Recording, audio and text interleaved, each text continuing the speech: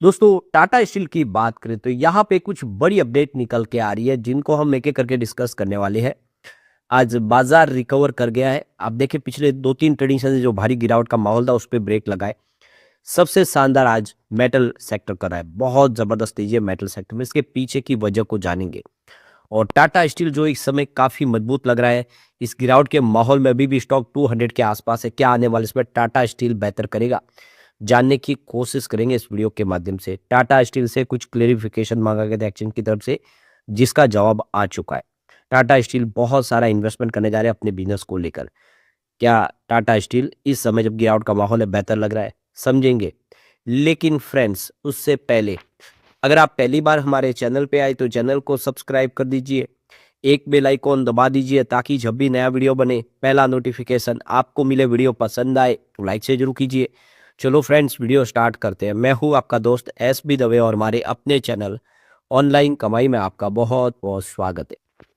और सबसे पहले बाजार की बात करें, बीएससी सेंसेक्स इस समय 79,610 के स्तर पर है, जहां पे 493 पॉइंट यानी लगभग 500 पॉइंट की तेजी यानी 0.62% अपर है बीएससी सेंसेक्स। तो बाजार इस समय माहौल पॉजिटिव बना हुआ है। खरीदारी दिखाई दे रही है क्योंकि लगातार गिरावट हुई, बहुत ज़्यादा बाजार नीचे है, काफ़ी शेयरों में भारी गिरावट हुई। इसके बाद में कुछ वैल्यूएबल बाइंग हो रही है यहाँ पे। आज निफ्टी मेटल देखे तो कुलांछे मार रहा है। आप देख सकते हो कि निफ्टी मेटल इस समय 12,111 के स्तर पर है, जहाँ पे 2.80% की बम्पर तेजी देखने को मिली है। यानी निफ्टी मेटल आज कमाल कर रहा है। अब टाटा स्टील की बात करें तो 199 पर इस समय आपको ट्रेड करता हुआ दिखाई देगा। 1.65% की तेजी इस समय देखने को मिल रही है टाटा स्टील। तो कल आप देखिए 196 पर क्लोजिंग थी, आज पॉजिटिव 198 पर शुरुआत हुई और इंट्राडे में इसने 203 का हाई भी बनाया। इस समय भले ही 199 के आसपास हो, लेकिन 200 के लेवल को आज फिर इसने टच किया, उसको पार किया है। एक पॉजिटिव माहौल है। 125 इसका 52 वीक का लो है और हाई 216 है। तो इस समय जब बाजार में बहुत सारे स्टॉक अपने 52 वीक के लो के आसपास है, नया लो बना रहे, ये स्टॉक अभी भी अपने 52 वीक के लो से बहुत ऊपर है और हाई की तरफ, यानी 52 वीक का जो हाई है उसी के आसपास ट्रेड कर रहा है। यानी ये स्टॉक इस समय मजबूत है। 2.49 लाख करोड़ इसका मार्केट कैप है और इसका पी रेशियो 27.16 का, जो काफी कंफर्टेबल लग रहा है इस लेवल पे। और 1.80% का डिविडेंड पे आउट कर रही है कंपनी, आपको अपने प्रॉफिट में हिस्सेदार बना रही है। काफी अच्छा डिविडेंड दे रही है कंपनी।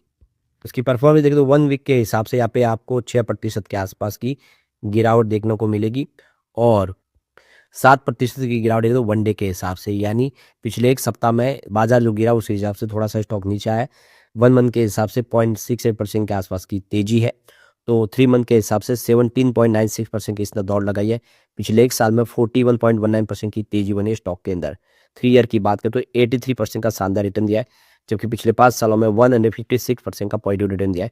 ओवरऑल देखे तो स्टॉक ने बेहतर किया लगातार।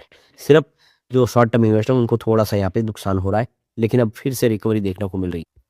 तो आप देख लो कि आज मेटल शेयरों को पंख लग गए और हिंडाल्को तो 6% तक उछल चुका है। तो इसके पीछे सबसे बड़ी वजह एल्यूमिनियम की कीमतों में तेजी। तो एल्यूमिनियम की कीमतें जबरदस्त दौड़ी है। मध्य पूर्व में लड़ाई की वजह से एल्यूमिनियम की कीमतें जबरदस्त बढ़ चुकी है। इसमें 5 मार्च को निफ्टी मेटल इंडेक्स 3% उछल गया है। हालांकि बाद में थोड़ी सी इसमें तेजी कम भी आई है, कुछ दबाव देखने को मिला है, लेकिन फिर भी सेंसेक्स में देखें तो निफ्टी का योगदान जो है मेटल का सबसे ज़्यादा है, बहुत बेहतर है। तो ये देखो कि हॉर्मुज खाड़ी के रास्ते जो कमोडिटी की सप्लाई होती थी उस पर असर शुरू हो गया है और रास्ते को बंद किया गया है। ईरान ने क्या कि इस रास्ते से गुजरने वाले जहाजों में वो आग लगा देगा। हॉर्मुज की खाड़ी दुनिया भर में खासकर भारत और चीन जैसे बड़े देशों को एनर्जी और दूसरी कमोडिटी की सप्लाई के लिए काफ़ी अहम है। अमेरिका, इजराइल, ईरान के बीच जो लड़ाई चल रही है उसकी वजह से पहले क्रूड की कीमतें आसमान पहुंच गई है। 5 मार्च को ब्रेड क्रूड करीब 4% तक उछाल दिखा रहा था। इसमें करीब $85 प्रति बैरल तक इसकी रेट पहुंच गई है, जिसकी वजह से भी मेटल सेक्टर तेजी से आगे बढ़ रहा है। अब यहाँ पे 4 मार्च को क्लेरिफिकेशन मांगा गया था दोनों एक्सचेंज की तरफ से कि जो मीडिया में खबरें निकल के आ रही है कि कंपनी 11,000 करोड़ का खर्च कर रही है झारखंड में ग्रीन स्टील के निर्माण के लिए, क्या ये बात सच है? और इसका जवाब आ चुका है टाटा स्टील की तरफ से। तो ये देख सकते हो कि टाटा स्टील 11,000 करोड़ का इन्वेस्टमेंट झारखंड में कर रही है। यहाँ पे ग्रेड स्टील का निर्माण होगा इसके माध्यम से। तो इसका जो जवाब मांगा गया, जिसका जवाब कंपनी की तरफ से आ गया, उनका कहना है कि टाटा स्टील इस समय बहुत सारे अपने बिजनेस को लेकर फैसले कर रहे हैं, कैपिटल एक्सपेंडिचर्स को लेकर भी फैसले हो रहे हैं, बहुत सारे प्रोजेक्ट को सपोर्ट देने के लिए कंपनी खर्च कर रही है। तो इस समय बहुत सारे मल्टीपल निर्णय लिए जा रहे हैं। तो यहाँ पे देखिए तो कंपनी बोर्ड ऑफ डायरेक्टर की तरफ से कहा गया है कि हमने अप्रूवल दिया है कुछ नए प्रोजेक्ट के लिए फंड एलोकेशन का। तो ये बातें तो बिल्कुल है और ये हो ही रहा है कि हम पैसे लगा रहे हैं। हम यहाँ पे बहुत सारे हमारे प्रोजेक्ट के ऊपर भी अप्रूवल दे चुके हैं, जिसमें 300 केपीटीए का जो टीना प्लेट एक्सपेंशन है, और उसमें हम यहाँ पे देखो कि 0.5 एमटीपीए का स्पेशल बार और वायर रॉड कॉम्बाइन जो मिल प्रोजेक्ट है वो शुरू करने जा रहे हैं।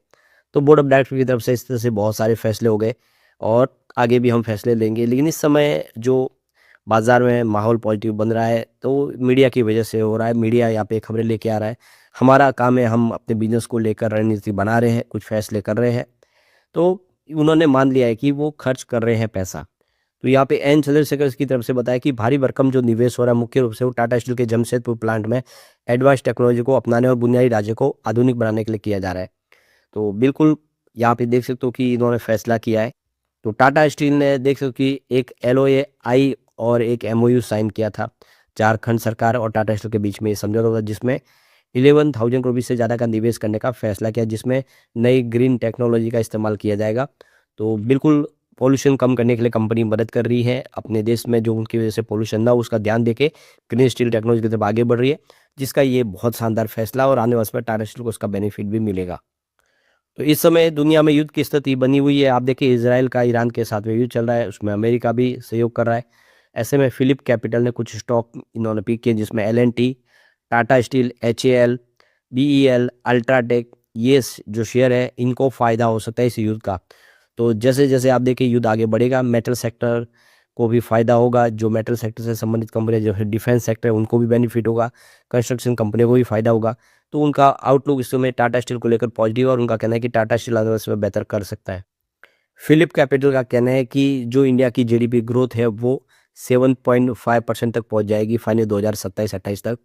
और इससे आप देखें तो इकोनॉमिक पिलर का जो एक सपोर्ट जो देखे उसमें देखे इन्फ्लेशन जो कंट्रोल में आएगा और देख सकते हो कि आने वाले समय इस सेक्टर को फ़ायदा होगा। तो यहाँ पे फिलिप कैपिटल ने जो एस्टिमेट लगाया है कि इंडिया की जो GDP ग्रोथ है वो 7.2 से 7.77% तक रह सकती है फाइनेंशियल 2027 में। CPI इन्फ्लेशन 3.7 से 4.2% के आसपास रहने की उम्मीद है। और आने वाले 10 साल में गवर्नमेंट बॉन्ड जो यील्ड है वो 6.4 से 6.9% के आसपास रेंज में रह सकते हैं। तो करंट अकाउंट डेफिसिट जो है वो 1% से नीचे GDP के रह सकता है।